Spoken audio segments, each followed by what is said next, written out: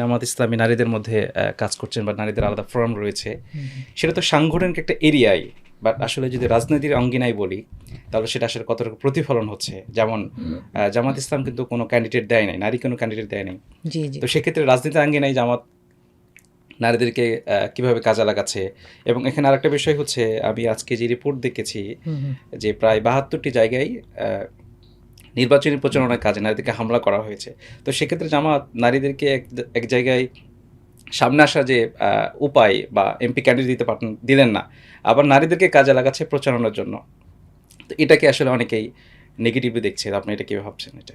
জি এখানে আসলে আমি একটা সংজ্ঞায় ফেরত যাব, সেটা হচ্ছে এম্পাওয়ারমেন্টের সংজ্ঞায় আমরা পাশ্চাত্য থেকে যেটা দেখেছি, এম্পাওয়ারমেন্টের সংজ্ঞায় পাশ্চাত্য দেখায় যে একজন নারী ভিজিবল, ডিসিশন মেকার এবং সে ডমিনেটিং।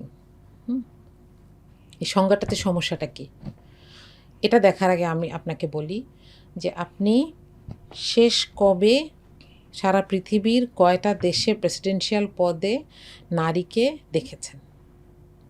আমেরিকার মতন একটা দেশ যারা নিজেদেরকে একদম সর্বোচ্চ প্রগতির জায়গায় মনে করে, প্রগতিশীলতার জায়গায় মনে করে, তারাও হিলারি ক্লিন্টন এবং ডোনাল্ড ট্রাম্পের যদি আপনি কোয়ালিফিকেশন পাশাপাশি রাখেন, একটা অসুস্থ মানুষও বলবে যে এই মহিলাটা বেশি যোগ্য।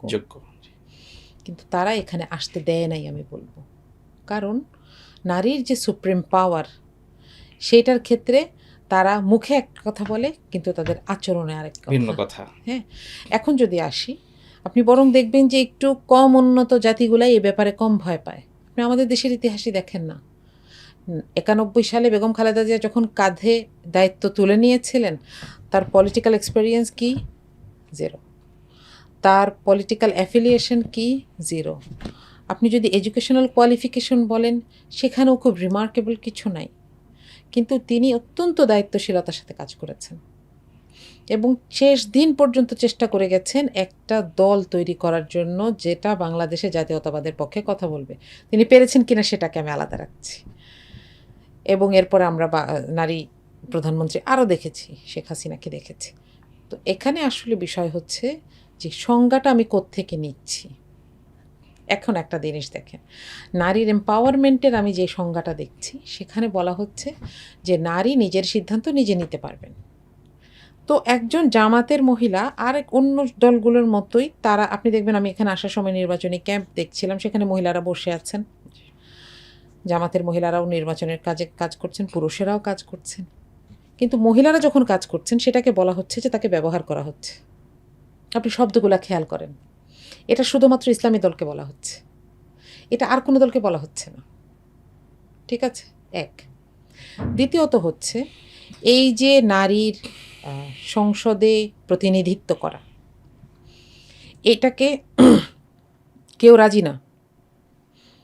রাজি না দেখেই তো কোটা বেঁধে দিতে হলো। রাজি না বলতে কি নারীরা না, এটা জামাত দল হিসেবে আমি জামাতের কথা বলছি না, বাংলাদেশের রাজনৈতিক দলগুলো রাজি না দেখেই তো কোটা বেঁধে দিতে হলো। যে 5% মতন দেওয়ার চেষ্টা এবার করবে, আগামীবারে মাস্ট হয়ে যাবে এটা জুলাই সনদ বাস্তবায়ন হলে। তো এবারও বিএনপির মতন একটা পুরনো বড় প্রতিষ্ঠিত দল 15 জন দেওয়ার কথা 9 জন দিয়েছে, এবং এই 9 জনকে যদি আপনি দেখেন, তারা কেউ রাজনৈতিক অভিজ্ঞতা নিয়ে কাজ করে তৃণমূল থেকে উঠে আসা না। তারা কেউ কারোর ওয়াইফ, কারোর বোন, কারোর মা ইত্যাদি। আমি বিষয়টাকে ছোট করছি না, কিন্তু আপনি দেখেন রাজনৈতিক প্রতিনিধিত্ব বাছাই করা উচিত কী হিসেবে? তার রাজনৈতিক অভিজ্ঞতার হিসেবে, তার জনপ্রিয়তার হিসেবে। কিন্তু তাকে যেন আরেকজনের জনপ্রিয়তা ধার করে দাঁড়াতে না হয়, এজন্য যে ট্রেনিং দরকার ছিল এটা আসলে কোনো দলই পারে নাই। আমরা নেগেটিভটার দিকে না যাই, আমরা আশা করছি আগামীতে এটা হবে, এবং এই যে একটা অনুকূল সময় শুরু হয়েছে, এইটার আমরা রিফ্লেকশন হয়তো পরের নির্বাচনে দেখব। 5%, 10% যেটাই বলেন, এগুলো তো আসলে বেয়ার মিনিমাম। 51% নারী যেই দেশে, সেই দেশে তো সংসদে সরাসরি নির্বাচনে অন্তত 150 জন নির্বাচিত হয়েই আসার কথা। তাহলে সংরক্ষিত আসনের দিকে তাকানোর তো দরকার ছিল না। এবার আসি জামাতে ইসলামের কথায়, যে এখানে আসলে নারী আসনে দেওয়ার চেষ্টা করা হয়নি সেরকম না, পরিকল্পনায় ছিল। কিন্তু বাস্তবতায় দেখা যাচ্ছে যে অনেক জোটের কারণে অনেকগুলো সিট ছাড়তে হয়েছে, হ্যাঁ, এবং অনেক ধরনের সেফটি ইস্যু আছে যেটা আপনি পরে বলছিলেন, হ্যাঁ। তো সেফটি ইস্যুর কারণে সরাসরি দেওয়া সম্ভব হয় নাই, বা যাদেরকে বলা হয়েছিল তারাও রাজি হন নাই, এরকম ঘটনা ঘটেছে। কারণ আপনি একটা জিনিস খেয়াল করেন, ওই যে বলে না যে একটা একটা সময়ই শেষ না, আরও সময় বাকি আছে। বাকি আছে, জি। আমরা যখন আমাদের ঘরের নারীদেরকে এক্সপোজ করে দিব, যেমন দেখেন আমি, আমার কাছের মানুষজন, আমার সহপাঠীরা জানতেন আমার পলিটিক্যাল ফিলসফি কী, কিন্তু আমি কখনো মিডিয়ায় আসি নাই, আমি কখনোই কথা বলি নাই। এখন যখন কথা বলছি আমাকে আমার নিরাপত্তা নিয়ে শঙ্কিত থাকতে হচ্ছে। আমি জানি না আগামী দিনগুলোতে এটা কী হবে, এবং এমন যদি হয় যে কোনো একটা সরকার যারা আসেন তারা নিজেদের নারীদের প্রতি নারীবান্ধব, কিন্তু জামাতের নারীদেরকে দেখতে পারেন না, তাদের হাতে আমি আমার মান সম্মান, আমার অবস্থানকে নিরাপদ মনে করছি না। আপনি দেখছেন এরকম ঘটনা হচ্ছে, ঢাকা 4-এ দেখেছেন মাথা ফাটিয়ে দেওয়া হচ্ছে, এরপরে নোয়াখালীতে, এরপরে লালমনিরহাটে, বিভিন্ন জায়গায় নারী, একজন পর্দানশীল নারীর গায়ে ধাক্কা দিয়ে বলা হচ্ছে মহিলা মানুষের রাজনীতিতে কি। তাহলে এই জায়গাটাতে আমাকে যদি দল থেকে বলাও হয় আমি আসলে এই জায়গাটাতে আগাবো কি না, এটা তো আসলে এটাও আমার ডিসিশনের, ব্যক্তিগত একটা বিষয় থাকে তাই না? এখানে। অবশ্যই আমাকে তো দল চাপায় দিবে না আমাকে যদি সম্মান করে। তো সেক্ষেত্রে এখানে ব্যাটে বলা অনেক কিছু মেলে নাই। তবে আমি আপনাকে একটা কথা বলি যে এনসিপি থেকে যে দুজন দাঁড়িয়েছেন তাদেরকে তাদের এলাকার জামাত এবং সংগঠন কিভাবে সাহায্য করছে, মহিলা জামাত এবং পুরুষ বিভাগ কিভাবে সহযোগিতা করছে, এটা কিন্তু আমরা দেখছি। এমন করছেন না যে এরা তো মাথায় কাপড় দেয় না, বা এরা তো অন্য দলের, এদেরকে আমরা সহযোগিতা করব না। আপনি দেখেন বিএনপির 89টা আসনে 91 জন বিদ্রোহী প্রার্থী, তাই না? কিন্তু জামাত একটা জায়গায়ও এরকম করে নাই যে আচ্ছা মহিলা মানুষকে কেন দিয়েছে, আমি আমার জায়গায় দাঁড়িয়ে থাকবো, এটা হয় নাই। তাহলে আমরা দেখি যে আসলে নারীকে যে সম্মান করার বিষয়টা, সেটা আসলে আমরা আমাদের মুখের ভাষায়ও করতে পারছি না, দূরে থাক সমাজে প্রতিষ্ঠিত করা।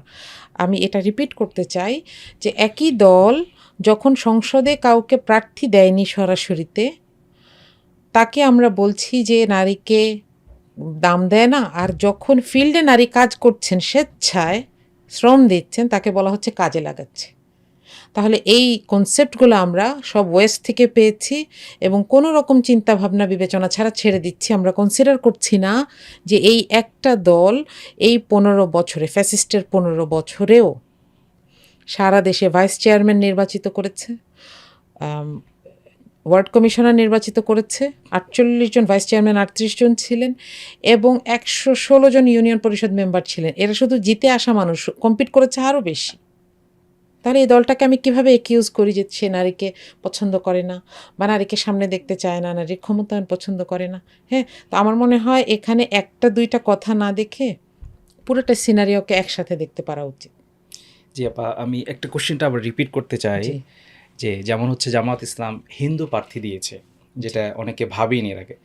তো সেক্ষেত্রে দেখা যায় একটা কোশ্চেন বর্তমান খুব ভাইটাল হয়েছে বা খুবই আলোচনা হচ্ছে, যে নারী প্রার্থী নিয়ে, জামাতে নারী প্রার্থী নিয়ে। অলরেডি আপনি বলেছেন অনেক কথা, আমি স্পেসিফিক জানতে চাই জামাতকে আসলে এই যে পলিসিগত কোনো ভুল করেছে, বা কোনো নারীকে প্রার্থী হিসেবে দাঁড় করাতে কোনো ব্যর্থতার পরিচয় দিয়েছে কিনা, যে অথবা যদি জামাত এই কাজটা করতে পারতো তাহলে মনে হয় এই কোশ্চেনগুলো নিয়ে খুব বেশি আলোচনা হতো হ্যাঁ, না এটা আরকি। ঠিক যে এই রিপ্রেজেন্টেশনটা থাকলে এতগুলো ঝামেলা করতে হতো না।